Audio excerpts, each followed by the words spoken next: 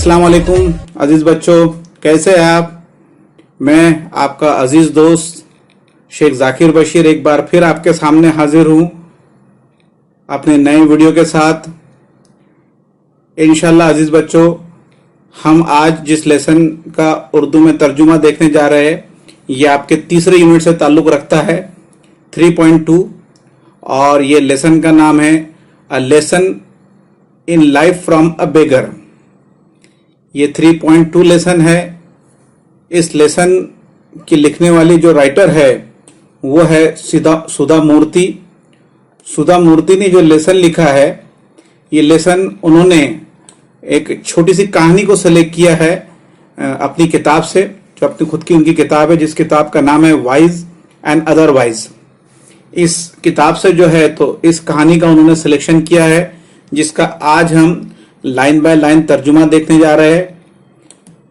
इसमें इस सबक में जो है तो दो अहम किरदार है, एक सुधा है जो कि राइटर है और एक मीना है जो कि राइटर की दोस्त है। तो यहां पर हम ये देखेंगे कि बच्चों इस बात का ध्यान रखें कि जहां पर भी मैं इस अल्फाज का इस्तेमाल करूंगा या पर्सनल प्रोनाउन का जो मैं इस्तेमाल करूंगा वो राइटर के लिए रहेगा। अब चूंकि इसकी फीमेल राइटर है इसलिए जो है तो जबान मेल की है लेकिन तर्जुमा फीमेल लैंग्वेज में रहेगा। उम्मीद है आप इसको समझने की कोशिश करेंगे। सुधा और मीना ये दोनों बेहतरीन सहेलियां हैं जिसमें से अगर हम इसका मुख्तसरन देखें तो जो मीना नाम की सहेली है वो हमेशा जो है तो उसकी सोच निगेटिव रहती है, हमेशा वो निगेटिव सोचती है और हर चीज को वो अपनी लाइफ में निगेटिव अंदाज में लेती है जिसकी वजह से वो बहुत डिस्टर्ब रहती है। सुधा उसे अपनी सहेली होने के नाते समझाने की कोशिश करती है लेकिन वो समझा नहीं पाती है। तो यही कहानी का इसमें कहा जा रहा है कि किस तरीके से फिर इस लेसन के आखिर में जो है तो सुधा ने जो है तो एक सबक सीखा और अपनी लाइफ को पूरी तरीके से बदल दिया। और वो जो सबक उसने जिंदगी में सीखा था वो एक भिखारी से सीखा था, इसीलिए इस सबक का नाम भी कुछ इस तरीके से रखा गया है a lesson in life from a beggar, यानी भिखारी से सीखा जीने का सबक। यानी मीना ने जो है एक भिखारी से जो है तो अपनी लाइफ जीने का सबक सीखा था। इंशाल्लाह ये लेसन भी हम 2 से 3 पीरियड में कवर करने की कोशिश करेंगे। आइए आज हम पहले पीरियड की तरफ चलते हैं और इसका लाइन बाय लाइन तर्जुमा देखते हैं। जैसे कि लेसन का नाम मैं आपको पहले बता चुका हूं कि 10वीं जमात का 3.2 ये लेसन है और लेसन का नाम है a lesson in life from a beggar, जिसका उर्दू में तर्जुमा है भिखारी से सीखा जीने का सबक। किस तरीके से जो है तो मीना ने जो है तो भिखारी से जीने का सबक सीखा, इस बात को जो है तो राइटर ने इस लेसन में जो है तो बताने की कोशिश की है। आइए हम लाइन बाय लाइन तर्जुमे की तरफ चलते हैं। Meena is a good friend of mine. Meena जो है वो मेरी एक अच्छी सहेली है। अब चूंकि यहाँ पर सुधा जो कि राइटर है या हम ये कह लीजिए कि नैरेटर है, वो खुद इसमें एक रोल प्ले कर रही है, इसलिए इसमें पर्सनल प्रोनाउन का ज्यादा इस्तेमाल किया गया है। इसलिए मैं फिर आपसे कह रहा हूं कि जहां पर मैं इस अल्फाज का इस्तेमाल करूंगा वो राइटर को रेफर करेगा। Meena is a good friend of mine, यानी मीना जो है वो मेरी एक अच्छी सहेली है। She is an LIC officer earning a good salary. वो एक LIC ऑफिसर है और उसकी जो है तो अच्छी खासी तनख्वाह उसे मिलती है। अजीज बच्चों, यहां पर एक पॉइंट मैं आपको नोट कराना चाहूंगा कि देखिए LIC से पहले एन ऑक्सिलरी वर्ब का इस्तेमाल किया गया है। तो एन इसलिए इस्तेमाल किया गया है क्योंकि LIC का जो प्रोनाउंसिएशन है वो अ से शुरू होता है। LIC इस तरीके से शुरू होता है, इसलिए उसके पहले एन का इस्तेमाल किया गया है। अगर इसको फुल फॉर्म में कन्वर्ट किया जाए लाइफ इंश्योरेंस कॉर्पोरेशन, तब जो है तो यहां पर एन का इस्तेमाल नहीं होगा, तब जो है तो अ आर्टिकल या द आर्टिकल का इस्तेमाल हो सकता है। तो चलिए इस बात को ध्यान में रखते हुए हम ये देखते हैं कि she is an LIC officer earning good salary, यानी मीना जो थी वो एक LIC ऑफिसर थी और उसकी अच्छी खासी तनख्वाह थी। But there was always something strange about her, लेकिन इसकी एक अजीब बात जो है तो वो हमेशा राइटर को खटकती थी या राइटर को पसंद नहीं आती थी। स्ट्रेंज थिंग, अजीबोगरीब बात। She was for ever unhappy, और राइटर को जो चीज उसकी पसंद नहीं आती थी वो ये थी कि वो हमेशा जो है तो नाखुश रहती थी। मीना कभी खुश नहीं रहती थी, हालांकि अच्छी नौकरी पर थी, अच्छी सैलरी थी, लेकिन उसकी लाइफ में वो हमेशा जो है तो नाखुश रहती थी। Whenever I met her, जब कभी भी मैं उसे मिलती थी, I would start to feel depressed। Writer जब उससे मिलती थी तो मैं उससे मिलने के बाद हमेशा उदास महसूस करती थी। I would start to feel depressed, depression उदास। राइटर का कहना है कि जब भी जो है तो मैं मीना से मिलती हूं मैं उदास महसूस करने लगती हूं। मीना से मिलना बोले तो अपने आप में उदासी पैदा करना इस तरीके से था। It was as though her gloom and cynicism had a way of spreading to others. उसकी वजह यह थी, ऐसा लगता है गोया कि वो हमेशा अफसरदगी में और तनाव में रहती थी और दूसरों पर इसका असर जो है तो वो असरअंदाज होने की सलाहियत रखती थी। यानी हमेशा जो है इट वॉज एंड दो हर ग्लूम, यानी इतनी जो है तो जिसको हम बोलेंगे कि इतनी ग्लूम यानी अफसरदगी जिसको बोलेंगे गमगीन रहती थी, और सिनिज्म यानी जिसको बोलेंगे कि बेइत्तेमादी का बर्ताव, डिस्ट्रेसफुल एटीट्यूड, यानी हमेशा जो उसका एटीट्यूड होता था, सिनिसिज्म के माने हम लेंगे कि उसका जो नजरिया था वो हमेशा जो है तो उसके नजरिए का असर दूसरे लोगों पर पड़ता था। It was though her gloom and cynicism had a way of spreading to others. Spreading की मानी यहां पर है असरअंदाज होना, यानी मीना जो है तो हमेशा गमजदा रहती थी और उसका असर जो है तो वो दूसरों पर भी पड़ता था, दूसरे भी जो है तो उस पर असरअंदाज होते थे। She never had anything positive, वो लाइफ में कभी भी किसी भी जो है तो चीज को पॉजिटिव नहीं लेती थी, किसी भी चीज के ताल्लुक से जो है तो उसका नजरिया जो था वो मजबूत नहीं था, पॉजिटिव नहीं था। टू से ऑन एनी सब्जेक्ट और अबाउट एनी पर्सन, यानी उसका नजरिया चाहे किसी भी ताल्लुक से हो वो अपनी राय हमेशा निगेटिव जाहिर करती थी, चाहे वो किसी भी सब्जेक्ट हो या किसी भी शख्स के ताल्लुक से जो है तो उससे बात की जाए तो उसका नजरिया हमेशा जो है तो निगेटिव रखती थी। फॉर इंस्टेंस के माने होते एग्जाम्पल, मिसाल के तौर पर आई माइट टू से हर, मैंने उससे एक मर्तबा कहा, Meena did you know Rakesh has come first in his school. मैंने उससे कहा कि मीना क्या तुम्हें मालूम है कि राकेश अपनी स्कूल में अव्वल आया है। ये राइटर जो थे एग्जाम्पल देने की कोशिश कर रही कि किस तरीके से मीना जो है तो हमेशा निगेटिव सोचती थी। तो उसे कहा कि मैंने, क्या तुम्हें पता है कि राकेश हमारे स्कूल में फर्स्ट आया है। Meena's immediate response would be to belittle the achievement. उस वक्त जो है मीना का फौरी जवाब इसकी कामयाबी को कम करके दिखाने का होता था। यानी मीना का जो रिस्पॉन्स था उसकी कामयाबी, अचीवमेंट यानी कामयाबी, बी लिटिल यानी कम करके दिखाना।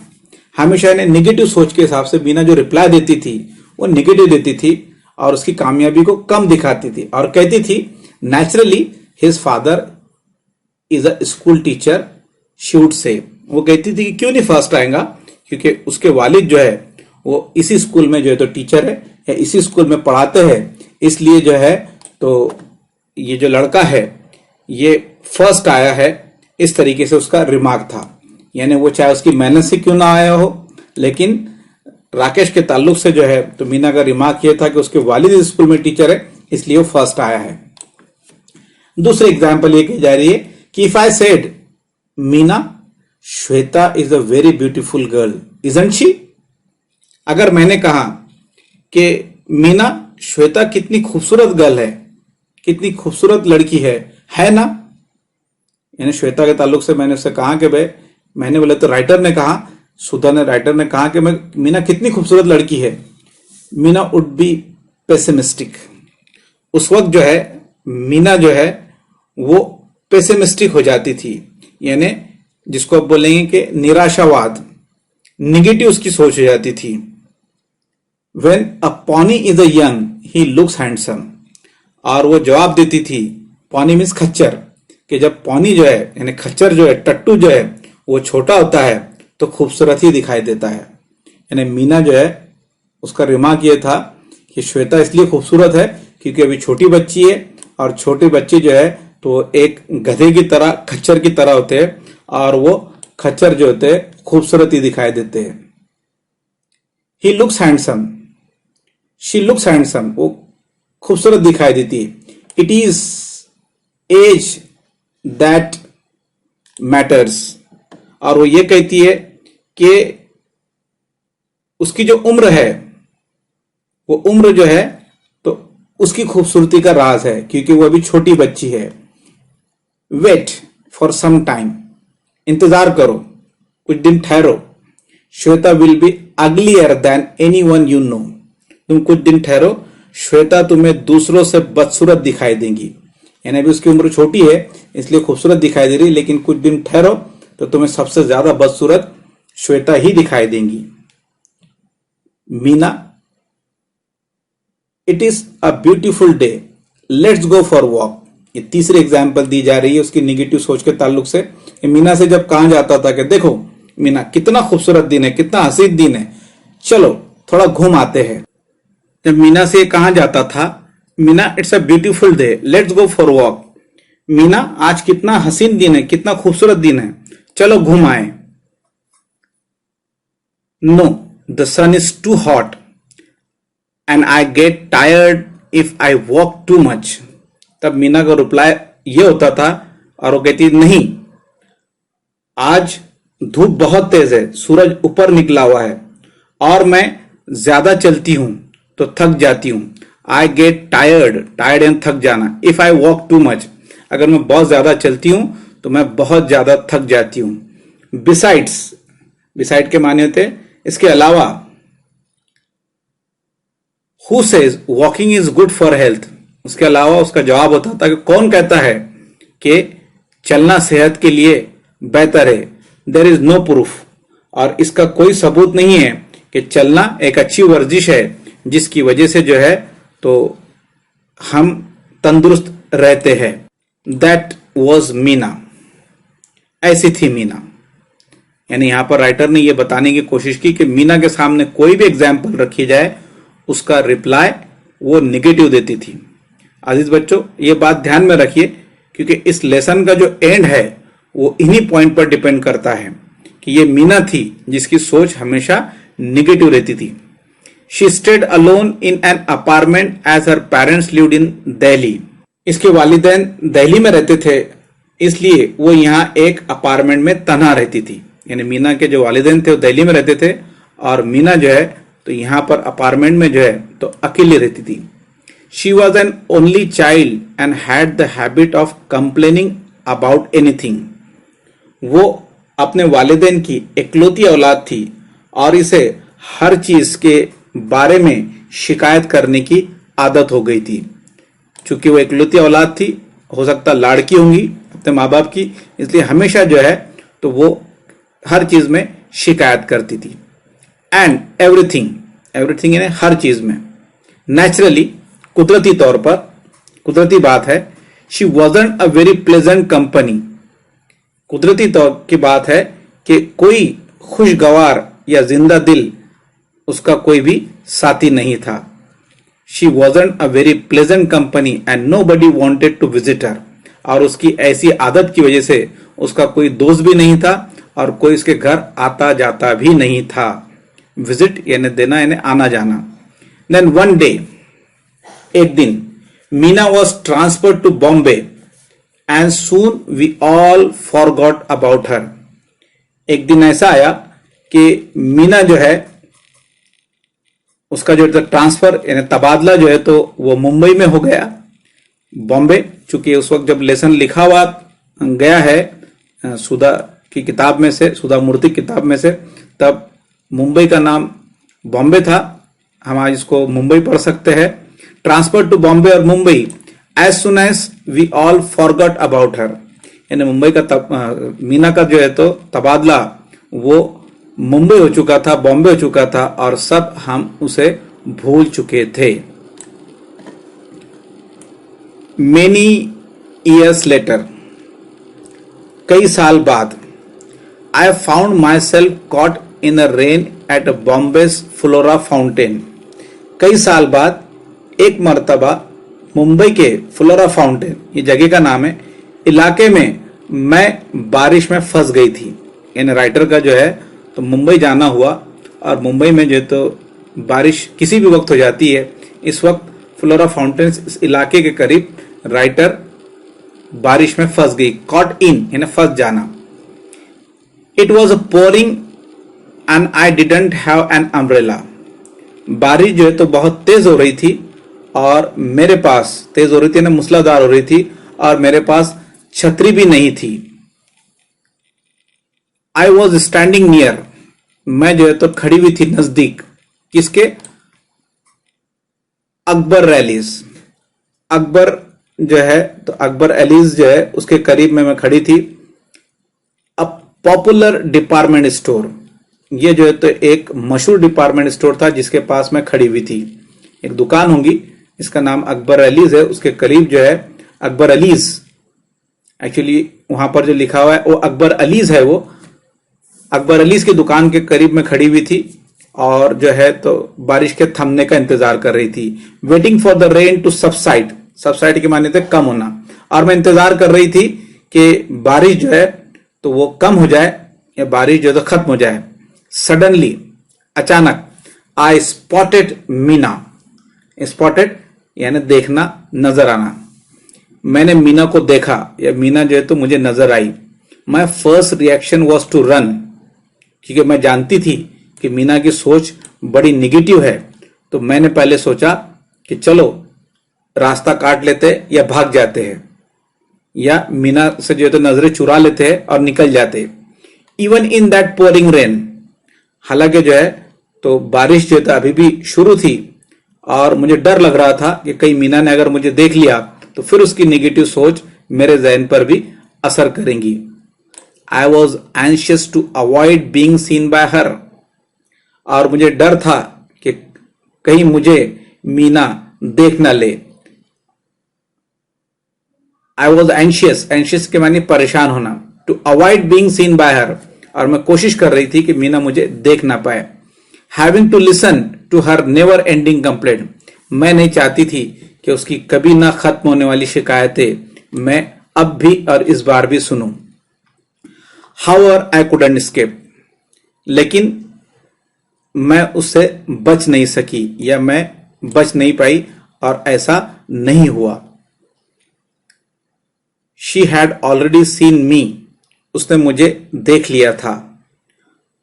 And cot hold of my hand warmly, और बड़ी मोहब्बत और शफकत के साथ, वार्मली के लफ्ज माने थे गर्म होना, लेकिन यहाँ पे बड़ी मोहब्बत और शफकत के साथ उसने मेरा हाथ पकड़ा।